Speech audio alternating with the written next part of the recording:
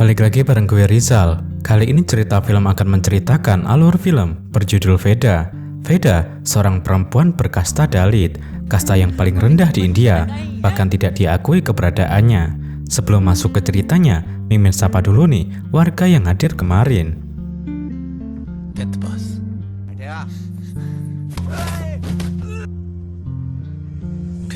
Ada Haris Juke, Haryadi EO 5YS, Ananable 4799, UB underscore Extreme underscore 24, Galang underscore 18. Bagi warga yang ingin disapa selanjutnya, silahkan kasih komentar terbaik buat Mimin ya.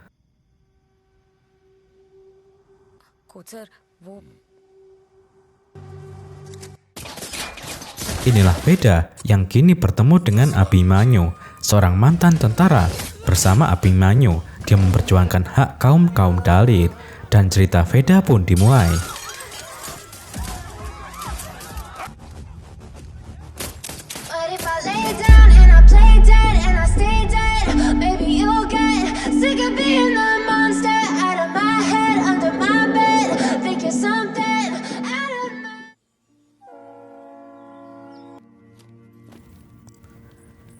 Cerita diawali dengan diperlihatkan seorang wanita yang bernama Veda.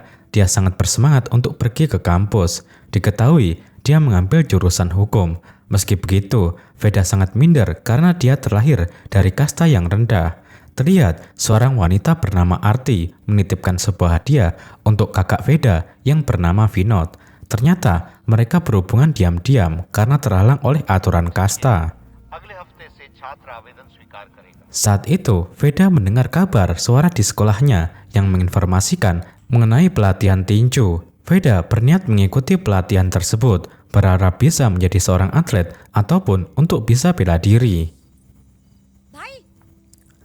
Setelah pulang, Vinod sangat senang saat menerima hadiah dari Arti. Isi hadiah tersebut berupa HP yang sangat mahal. Diketahui, Veda tinggal di Barmer, Rajasthan. Dia memiliki dua kakak, yaitu Vinod dan Kehna. Saat itu, Kehna mengingatkan jika hubungan Vinod dan Arti sangat berbahaya bagi keluarganya karena mereka merupakan bagian dari kasta yang rendah. Karena di daerah tersebut, perbedaan kasta merupakan suatu aturan yang dibuat oleh kepala desa. Setiap orang akan dihukum mati bila menikah dengan kasta yang berbeda. Namun, Vino tetap menghiraukannya karena dia sangat mencintai Arti. Suatu malam, sekelompok pria yang dipimpin oleh Suyok, yang adalah adik kepala desa, mengobrak-abrik kediaman kerabat Veda. Karena diketahui kerabat Veda hendak menikah dengan seorang pria berkasta atas. Suyok memukuli kakak pengantin wanita, kita sebut saja dia Arjun. Karena sebagai aturan pernikahan, beda kasta tak diperbolehkan. Walaupun kedua belah pihak menyetujuinya, Suyok selalu melakukan aksinya dengan mengabadikannya lewat rekaman video. Malah, dia sempat menampar Veda yang ikut hadir di sana. Veda merasa geram dan berharap ada seseorang yang bisa merubahnya menjadi senjata yang tak terkendalikan.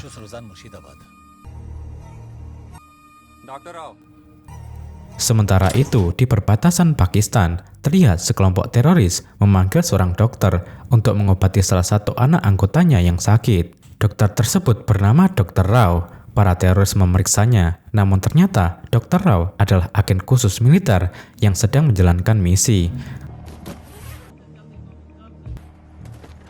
Saat mulai pemeriksaan, salah satu teroris melihat tato di tangan Dr. Rao yang membuat mereka curiga, dan akhirnya Dr. Rao mengakui jika dirinya adalah Mayor Abhimanyu Kanwar.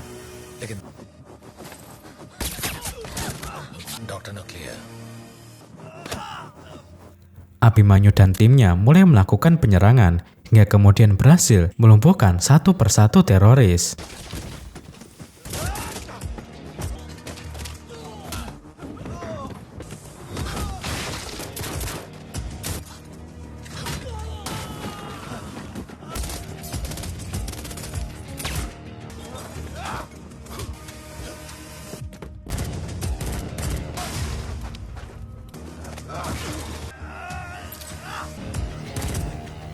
Abhimanyu merasa kesulitan karena ditugaskan oleh komandannya untuk membawa Ilyas Kashmir dalam keadaan hidup untuk mendalami informasi penting. Akhirnya, Abimanyu berhasil menangkapnya. Dia memperlihatkan sebuah video Ilyas Kashmir saat menyandera istrinya yang bernama Rashi hingga dieksekusi mati. Abimanyu pun memenggal Ilyas dan membawa ke lapanya sebagai balas dendam kematian Rishi.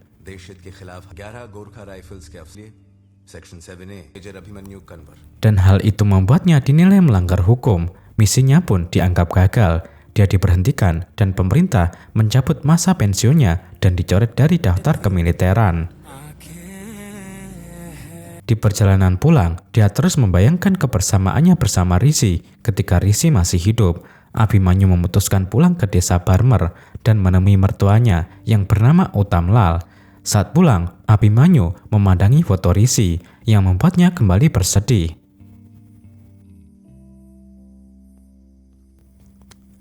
Di pagi hari, Abimanyu dan Utamlal melakukan jogging. Utamlal tahu masalah Abimanyu yang dipecat dari kemiliteran. Dia pun berniat mempekerjakan Abimanyu di kampus tempatnya dia bekerja. Karena diketahui Utamlal adalah kepala sekolahnya, Utamlal menyatakan jika kampus itu dijalankan oleh kepala desa, dengan itu nanti siang dia akan membawa Abimanyu menemui kepala desa. Saat itu Abimanyu melihat sebuah koper yang tergeletak begitu saja. Saat dibuka, ternyata ada mayat seseorang wanita berbaju pengantin. Di sini kita meyakini jika mayat itu adalah pengantin yang diculik oleh Suyok beberapa waktu yang lalu. Kemudian Abimanyu dan Utamlal melaporkannya ke Polsek.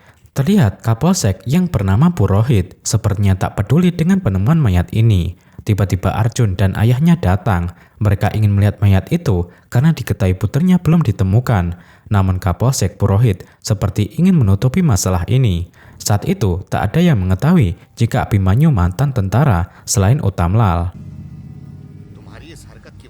Setelah itu Utamlal dan Abimanyu mendatangi kediaman kepala desa yang sangat megah. Utamlal memberitahukan jika kepala desa bernama Jitender Pratap Singh. Dia merupakan kepala desa yang tidak resmi dari 150 desa dan dia dikenal sangat kejam. Terlihat Jitender sedang melakukan wawancara dengan media lokal tentang keseharian yang dilakukannya. Walaupun berkuasa, Jitender tak lepas dari pengawasan pamannya yang selalu ikut andil dengan apa yang dilakukan Jitender. Utamlal mengutarakan niat kedatangannya untuk meminta izin Jitender agar memperbolehkan menantunya menjadi pelatih tinju di kampus. Jitender memperhatikannya dan Abimanyu hanya menatap tajam. Hal ini membuat Jitender merasa tertarik dan menyetujui permintaan Utamlal.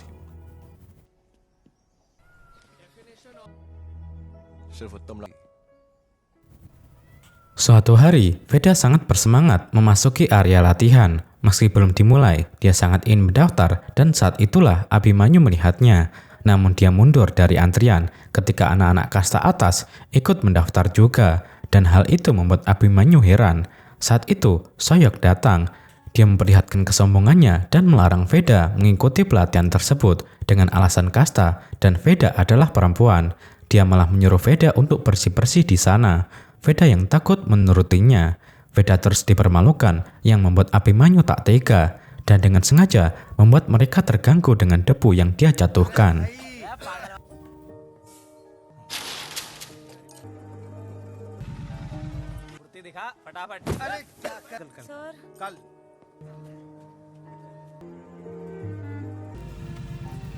Di hari berikutnya, Veda datang lebih awal. Dia bersemangat untuk mengikuti pelatihan dan meminta beberapa perlengkapan tinju pada pelatih. Namun pelatih malah meremehkannya dengan menyuruh Veda agar fokus mencari pasangan hidup. Veda terus memperhatikan setiap teknik-teknik dasar yang dilakukan oleh pelatih. Hal itu dilihat oleh Suyok dan pelatih menegurnya. Namun dengan percaya diri, Veda memperlihatkan apa yang dia tangkap dari latihannya barusan. Suatu malam, Vino diketahui oleh ayahnya saat teleponan dengan Arti yang jelas memiliki perbedaan kasta. Ayahnya sangat marah karena jika kepala desa mengetahuinya, maka Vinod dan saudaranya akan dibunuh. Dia memeluk Vinod karena tidak mau kehilangan anak-anaknya.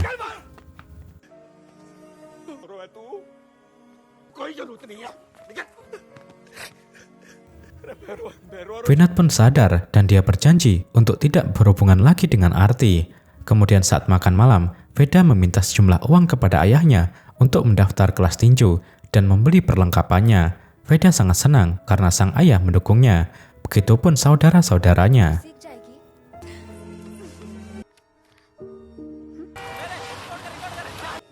दे दूं ये रख ले Suatu pagi, Veda yang hendak pergi ke kampus diganggu oleh Suyok dan teman-temannya. Veda dihina dan disiksa. Suyok tak segan menjadikan Veda sebagai alas pukulnya dan merobek semua uangnya yang akan dipakai untuk mendaftar kelas tinju.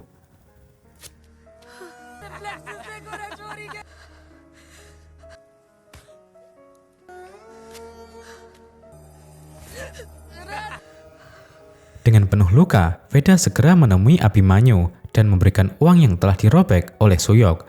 Dalam diamnya, Abhimanyu mengerti mengenai hal yang dialami oleh Veda.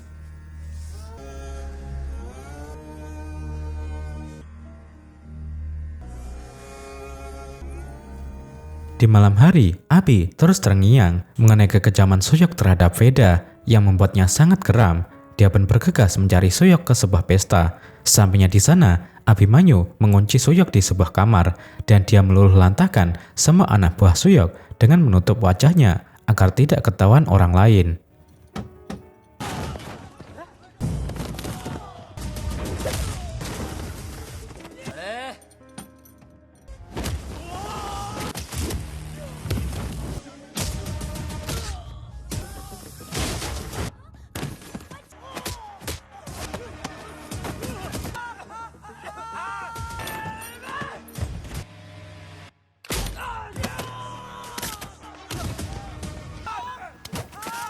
Suyok menyuruh anak buahnya untuk merekam semuanya, dan hal itu diperlihatkan kepada kakaknya. Jitender sangat marah, namun dia tak mampu menemukan siapa orang yang menyerang Suyok. Too bored. बहुत tight fight थी जीजी हाँ अब कोई जड़ दिया और चित्त पड़ा होता हरामखोर। और सब कहते Di sisi lain, Veda mengaku kepada Kehna jika seharian dia melakukan pelatihan yang sangat serius yang membuatnya mendapati luka. Meski semua itu tidaklah benar, Veda hanya tidak ingin membuat saudara-saudaranya khawatir. Suatu pagi, ibunya menemukan sebuah tas dan susu.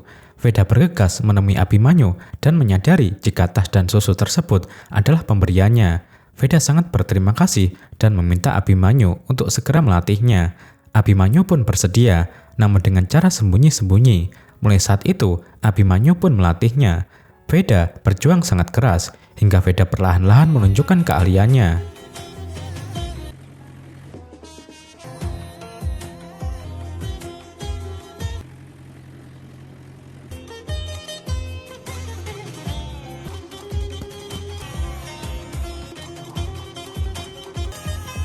Suatu hari, pembukaan kompetisi tinju pun digelar. Abhimanyu meminta agar Jitender mengizinkan Veda mengikuti kompetisi itu. Jitender pun mengizinkannya, meski perkataannya sangatlah merendahkan Veda. Veda mulai menunjukkan hasil latihannya yang membuat semua orang terkagum.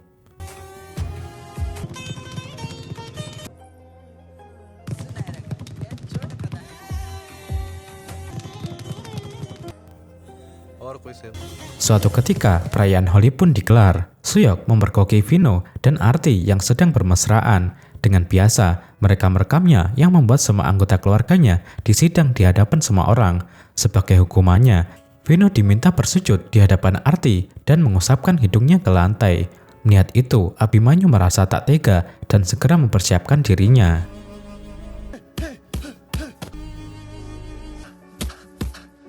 थोड़ी अरे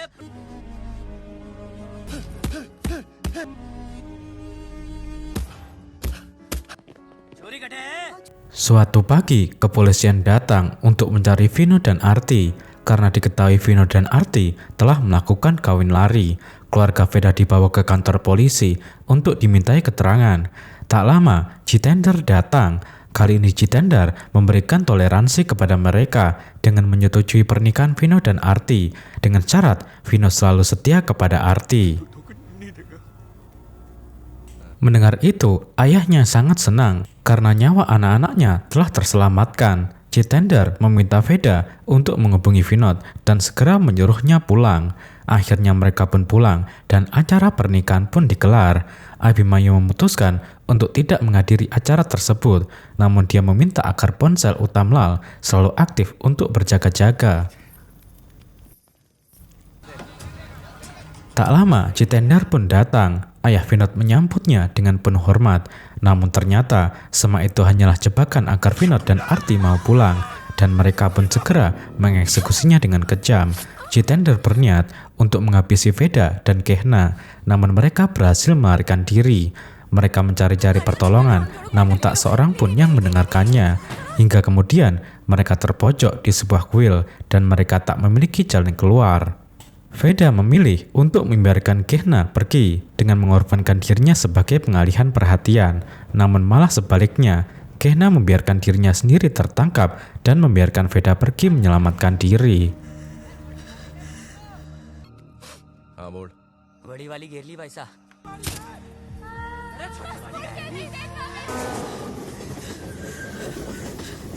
Veda terus berlari hingga kemudian Veda sampai ke tempat Abhimanyu dan menceritakan semuanya. Abhimanyu bergegas membawa Veda, namun Veda tak menyangka jika Abhimanyu malah membawanya ke tempat Jitender. विराज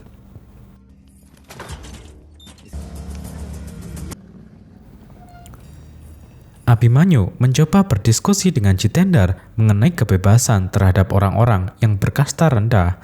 Namun Jitender tak menunjukkan belas kasihnya, yang membuat Abhimanyu menunjukkan sedikit dari pengalaman militernya.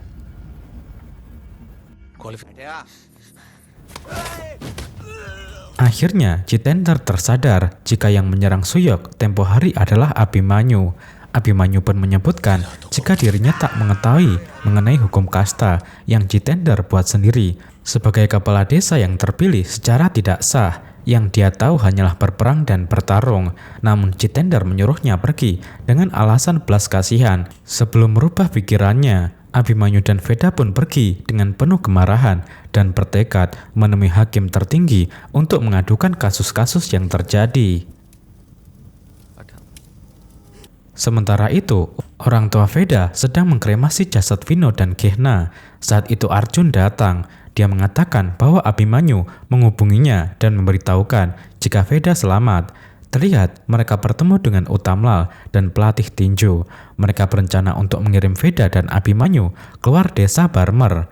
Uttamlal menyarankan agar mereka menempatkan Veda sebagai tempat yang aman. Sementara itu, para polisi yang bekerja dengan Jitender bergegas menyusul mereka setelah diberitahu mengenai kepergiannya.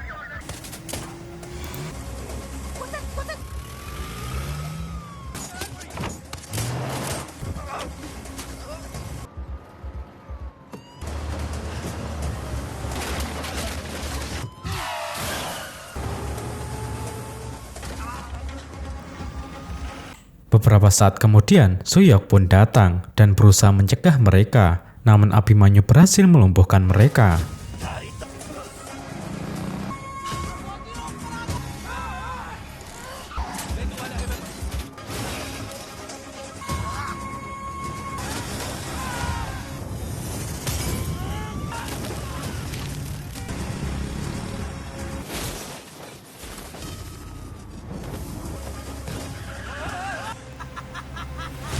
Hal ini sampai ke telinga Jitender yang membuat Jitender kecewa dan marah. Jitender meminta agar kepolisian menangkapnya dengan cara apapun. Dan akhirnya mereka pun mulai menyusun rencana. Di tengah perjalanan, Abhimanyu menanyakan hal apa yang Veda tuju untuk menemui hakim. Jawaban Veda membuat Abhimanyu teringat kembali kepada mendiang Rishi yang terus berjuang bersamanya meski akhirnya Rishi harus menjadi korban. Setelah sampai di kediaman paman Veda, pamannya sempat mencurigai Abhimanyu dan akhirnya Veda menceritakan semuanya hingga pamannya mengizinkan mereka masuk. Melihat foto-foto di rumahnya, Abhimanyu mengetahui jika paman Veda merupakan seorang tentara. Hingga kemudian Veda pun memberitahukan jika Abhimanyu pun mantan tentara. Saat itu paman Veda menunjukkan rasa hormatnya hingga kemudian dia pergi untuk mengambilkan air minum. Namun Abhimanyu menyadari sesuatu dan ternyata pamannya telah bersekongkol dengan Kapolsek Purohit yang bekerja sama dengan Jitender.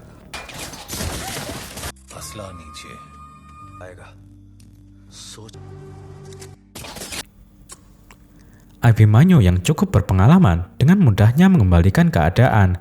Dia tidak menunjukkan rasa belas kasihnya kepada mereka, bahkan pada paman Veda.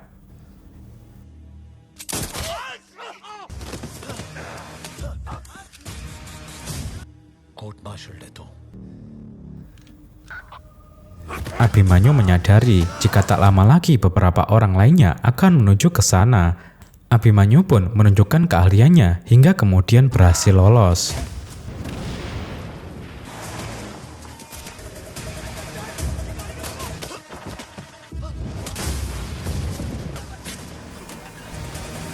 Mereka terus dikejar dalam keadaan tak bersenjata.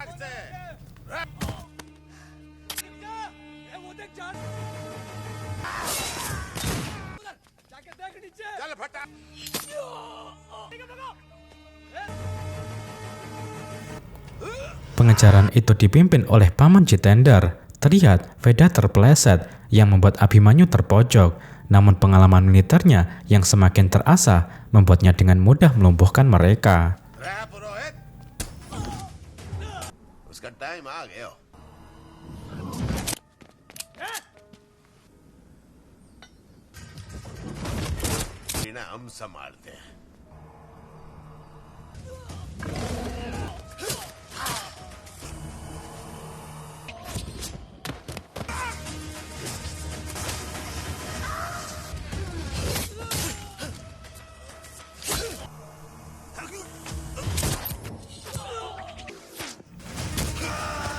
Dan akhirnya mereka pun berhasil lolos meski kaki Veda tertembak. Mereka bersembunyi di balik keramaian dan orang-orang yang mengejarnya berniat memeriksa semua orang dengan alasan pengejaran teroris yang salah satunya adalah wanita.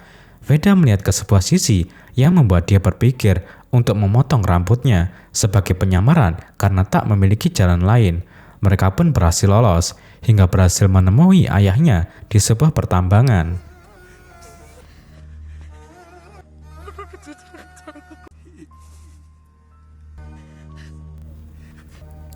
Veda menyatakan jika tujuan selanjutnya adalah menuju ke pengadilan untuk mengajukan kasus yang dilakukan oleh Jitender dan meminta perlindungan dan hak kaum Dalit.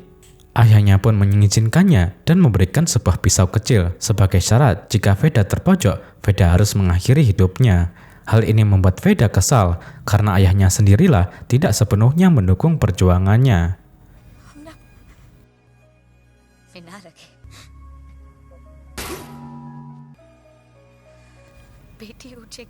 Tak lama Abhimanyu mendengar suara. Saat berbalik, Abhimanyu diserang. Suyok berhasil menyandera mereka.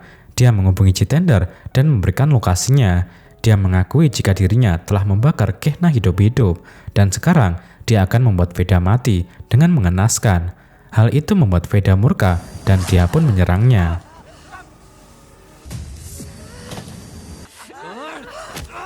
Veda pun mengeluarkan senjata kecil yang diberikan ayahnya tadi. Abhimanyu pun berhasil melepaskan ikatannya dan bertarung melawan mereka.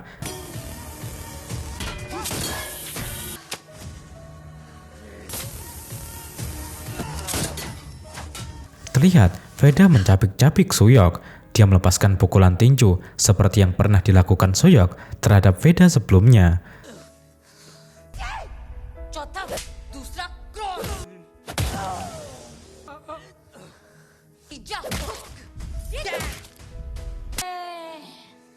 Beberapa saat kemudian, Jitender datang dan menghubungi Suyok. Namun terlihat Suyok dalam keadaan terikat dan sebelumnya Abhimanyu membuat perangkap. Jitender menyuruh anak buahnya memeriksa tempat itu dan akhirnya bom pun meledak hebat.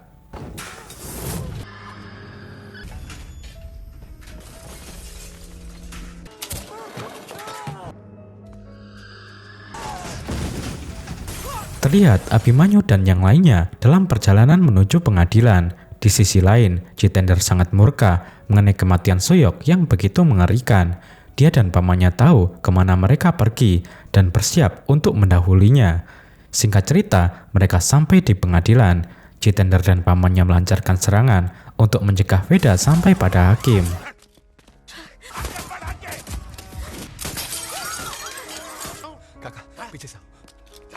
Abhimanyu pun terus mengawal Veda dengan sekuat tenaga. Semua orang berlarian dan bersembunyi, hingga tersisa mereka.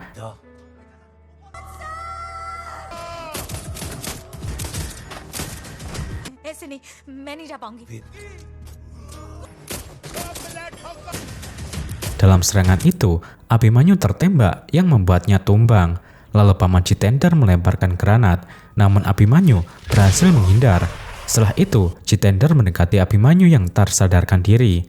Anak buahnya hendak menembaknya, namun sebagai peran utama, dia tak mudah dilumpuhkan. Hingga kemudian keadaan berbalik, dan Abimanyu menunjukkan dirinya sebagai mantan tim khusus militer.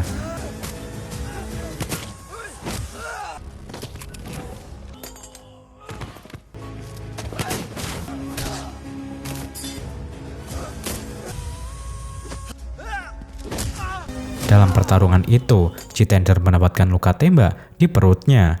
Sementara Arjun yang menemani Veda tertembak oleh Paman Jitender. Mereka pun terpojok karena todongan senjata Paman Jitender dan Kapolsek Purohit. Namun tiba-tiba Abimanyu mendorongnya, yang membuat keduanya terjatuh dan tewas mengenaskan.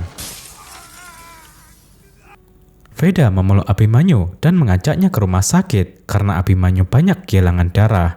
Namun Abimanyu menolak. Dia mengingatkan jika Veda harus tetap fokus untuk memperjuangkan hak-haknya. Abimanyu pun memasukkan Veda ke dalam ruangan tempat para hakim bersembunyi. Atas dorongan dan paksaan Abimanyu, Veda pun menurut dan membiarkan Abimanyu menghadapi Jitender. Sambil terbata-bata, Veda mengenalkan dirinya dan asal-usulnya kepada para hakim. Dia juga mengutarakan niatnya datang ke sana untuk mengadukan jika kedua kakaknya dibunuh dengan brutal oleh para penguasa di desanya dan tak ada satupun pemerintah yang menolongnya. Dia datang ke sini untuk meminta hak perlindungan sebagai kaum Dalit agar para penguasa tidak lagi semena-mena pada orang-orang berkasta rendah. मैं चाहती हूँ कि आप मेरी केस की सुनवाई की जाए Terlihat Abimanyu masih melindungi Veda dari luar agar tidak ada yang mengganggunya. Namun dia ditembaki oleh Jitender. Veda sangat ingin menolongnya, tapi dia ingat kata-kata Abimanyu yang tak boleh mengecewakannya. Saat itu Jitender menyatakan dengan lantang jika tak ada orang yang bisa menghentikan aturan-aturannya. Bahkan hakim pun tak bisa. Veda pun angkat suara di depan para hakim jika itulah yang terjadi selama ini di desanya. Dan memang benar yang dikatakan Jitender jika hakim tak bisa berbuat apa-apa. Dia tidak menyalahkan mereka dan semua aturan ini. Dia hanya menyesal telah dilahirkan menjadi kasta Dalit. Walaupun mereka tak mau mengakui keberadaan kaumnya, namun setidaknya kabulkanlah tuntutannya. Dia hanya menuntut haknya, hak hidup terhormat, hak hidup bermartabat, atau setidaknya kabulkan haknya untuk bisa bernapas. Karena selama ini napas kasta Dalit pun diatur oleh para penguasa.